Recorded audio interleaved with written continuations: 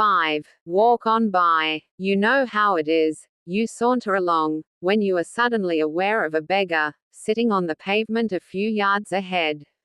Automatically, you quicken your step, trying to ensure that, as you draw near, others will be walking between you and that down-and-out other. Or you cross the road, you really are too busy even to allow your eyes to meet with this other. He may be a charlatan, a con man, off to wine and dine later that evening. Well, there are stories and stories. Or maybe he engages in profitable transactions of a pharmaceutical kind.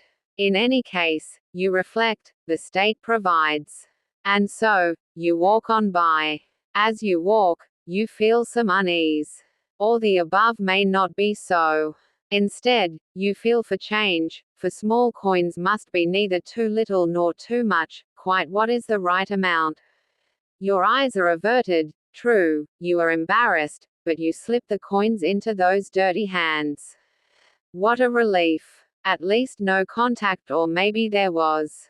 So, out comes the antiseptic spray. Of course out it comes only once you are at a distance suitably discreet. At least you did something. At least you were not touched by a meanness of nature. You feel, indeed, a touch pleased with yourself. And yet, did you give enough, or too much? Did you come over as some unease, superior? And so, as you walk on, you feel some unease. Beggars make many of us feel uneasy. Maybe with both scenarios too much sensitivity is on show, but what ought people to do, when so confronted? There would be no dilemma if we lacked the recognition that suffering and extremes of wealth inequality are objectionable. Yet, surely it is up to the state, through social structures and impersonal taxation, to rectify matters. We may even wonder whether the beggars have brought their sorry state upon themselves. Are they victims of bad luck, or have they wittingly made choices that led to their beggarly blight? If they are to blame, why should we care? Let us assume our beggar is genuine and unfortunate. Is giving to beggars, for good reasons, intrinsically wrong? Charity wounds him who receives. People who beg, it is claimed, often conveniently so by the well-heeled, are humiliating themselves. The state, if anyone, should provide. If we succumb and give, we are party to the humiliation. Far better not to give. Better still, make begging illegal. But are those things far better? In true charitable giving, we bestow goods upon recipients, without expectation of reciprocation. It is not simply that beggars do not reciprocate, typically, they cannot. In contrast, when you make gifts to friends, they may simply say, "Thank you," but they could reciprocate. Reciprocation, here, does not demand sameness of monetary value, but some similarity of concern and care. Monetary value sometimes has relevance. Exceptionally expensive gifts can cause embarrassment, even humiliation, to recipients who could not possibly reciprocate at that level. Well, genuine beggars are exposed to that embarrassment, intensely so. To handle the reciprocation problem, some beggars offer items in return, but that raises the question of their value. If, on the one hand, they are worthless and unwanted, then it is hypocritical to pretend that the donation is really payment for the items. Such pretense would manifest failure to respect the beggar. If, on the other hand, the items possess genuine value and are wanted, then we are no longer in the realm of charitable giving. We can buy or resist without qualms. Self-employed salespeople, living on commission, sometimes meet customers who buy out of sorrow for the seller's plight. The salespeople may feel humiliated, or, if they have deliberately manipulated the customer's sorrow, then the customers have been humiliated, whether they know it or not. For painful examples of humiliation, consider the following. A young man, Tutankhamun, stands outside a museum. Totally covered in gold fabric, wearing an Egyptian mask, he is motionless, a bowl on the ground before him. Museum visitors drop money into the bowl. Each time this happens, he comes to life and bows. People, children, pop in further coins, to see him bow again and again. He may remind you of a dog, needing to beg for each morsel. He expresses his gratitude and servility, as a beggar. With Tutankhamun, maybe the money is for his performance. So, let us look at a purer begging example. On the Paris metro, a man gets down on his knees, and begs. On his knees, he shuffles along the carriage. The man is expressly humiliating himself, denigrating himself. One human being's relationship to another ought not to be like that. If, though, the man's behavior is ironic, then the passengers are being humiliated. Witness your own discomfort, if you picture yourself as witness of the man, be he sincere or ironic. The begging relationship, though, need not be seen as one of humiliation. Get Metro Man up, off his knees. He is then a fellow human being, down on his luck. True, he may be bowed by circumstances, but giver and receiver may recognize their common humanity. Fellow feeling need not cause humiliation, rather, it engenders sympathy and generosity. Yes, the beggar is helpless. But a cry for help need not be humiliating, and a cry for help is radically better than starvation. As a rabbi has said, God stands with the poor person at the door. Atheistic humanists substitute our common humanity for God. None of the above promotes begging as therefore desirable. In view of the sheer chance regarding which beggars attract most attention, which ones are genuinely in need, which ones are most deserving, there are good reasons for authorities to aim at greater success in providing for the dispossessed. In view of the way in which many people treat beggars as disgusting and reprehensible, and many beggars are pitiful and abject, sometimes aggressive, sometimes mentally ill, the actuality of much begging is far removed from Metro Man being urged up off his knees into a shining shared humanity. Yet, with all that said, helping others in distress surely takes precedence over the alleged risk of causing humiliation. Broadening the sources of humiliation, we may feel degraded by our human condition, by suffering the ills of aging, unable to fend for ourselves, probably one day unable to perform many personal tasks. This is where, like beggars, we turn to others. And this is where, to avoid the risk of charitable help and humiliation, there is advocacy of human beings possessing a right to and fill in the gap with basic goods, from food and drink to education to nursing care to other welfare benefits. No magic wand wave exists, of course, that can conjure up resources to fulfill those rights. Thus, sincere advocates need willingly to support the community, usually through taxation, to ensure provision of the required resources.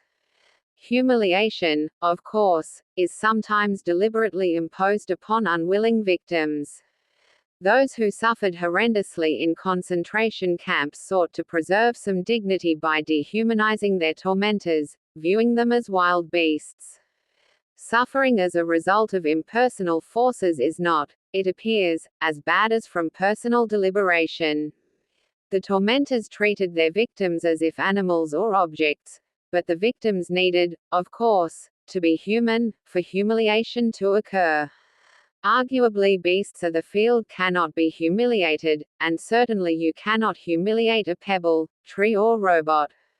The down-and-outs begging on street corners have a right to respect. They deserve, of course, to be treated as human beings. That is what they are. That, though, does not mean declining to help for fear of humiliating them. Declining to help can also humiliate. The beggar's humanity should block our temptation to walk on by, or, at least, to walk on by without concern, without serious reflection.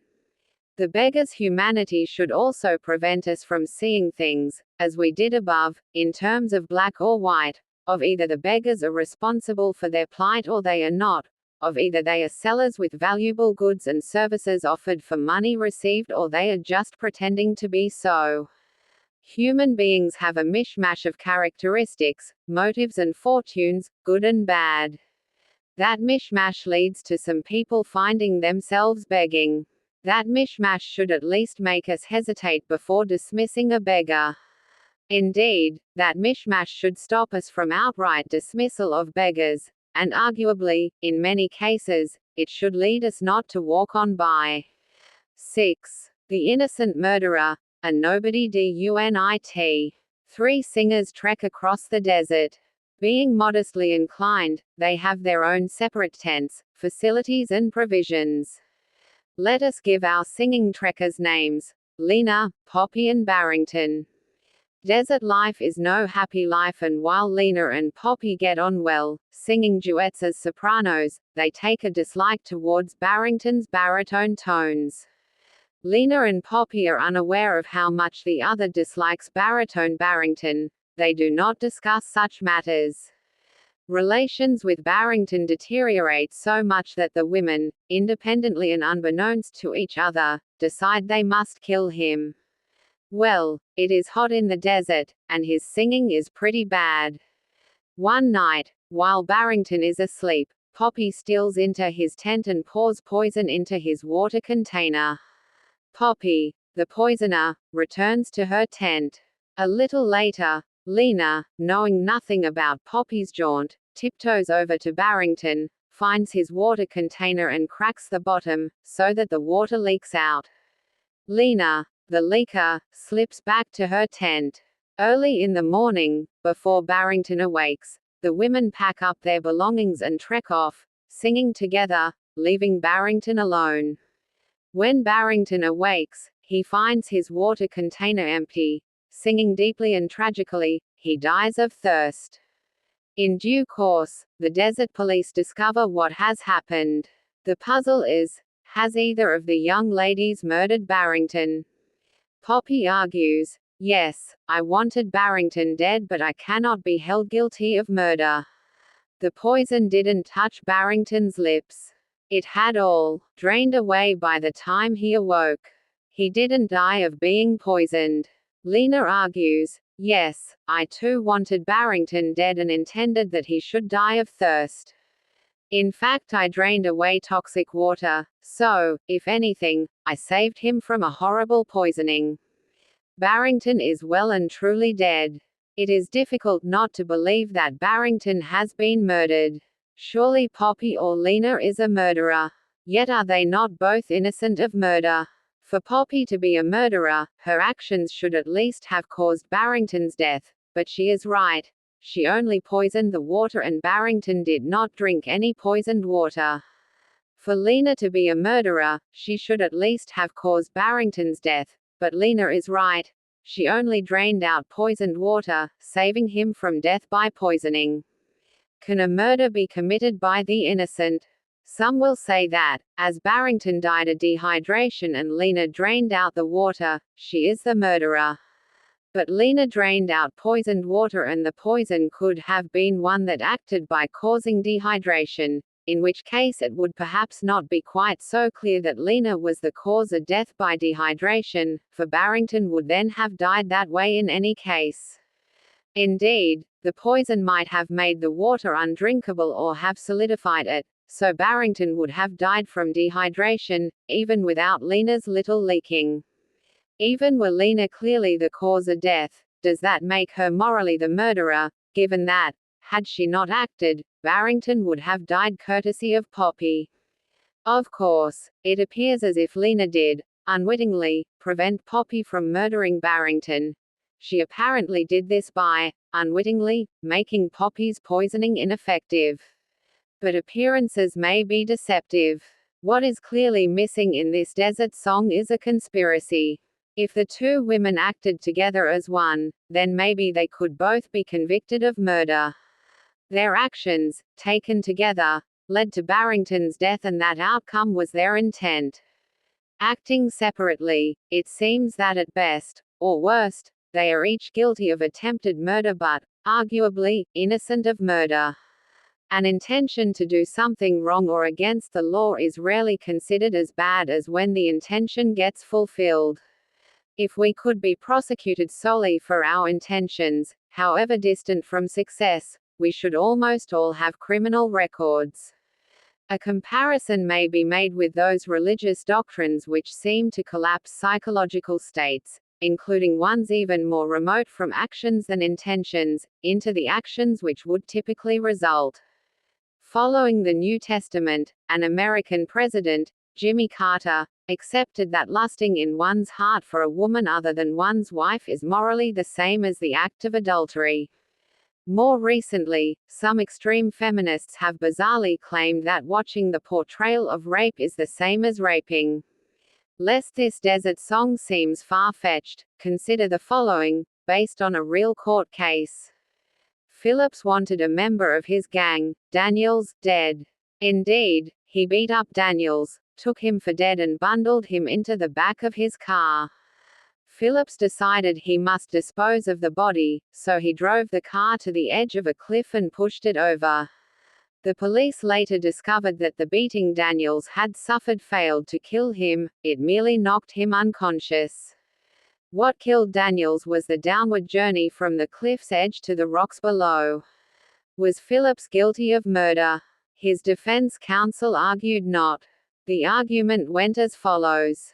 To murder people is intentionally to kill them. Phillips was guilty of attempted murder, witness the non-fatal beating that he gave Daniels, with the intention of killing him. What killed Daniels was, in fact, the fall over the cliff's edge. When Phillips pushed the car over the edge, he was not intending to kill Daniels but to dispose of the body.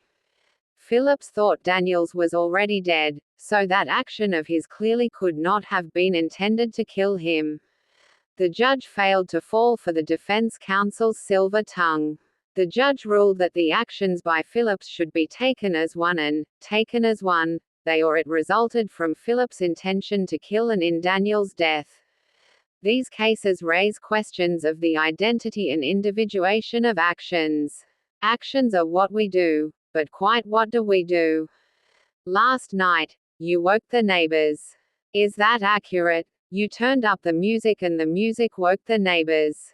Is that quite right? You twiddled a knob that caused the music level to rise that caused vibrations through the wall that woke the neighbors.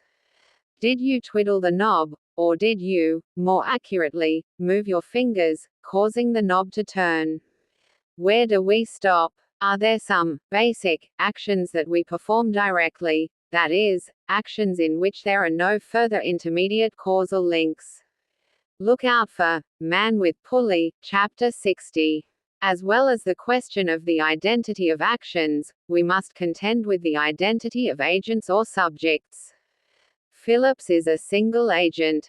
In the killing of Barrington, Poppy and Lena were not acting as one, though when Poppy and Lena duet together, they sing as one. Counting tables and chairs in the room is easy, but when counting actions and agents, things sometimes fall apart, and sometimes come together.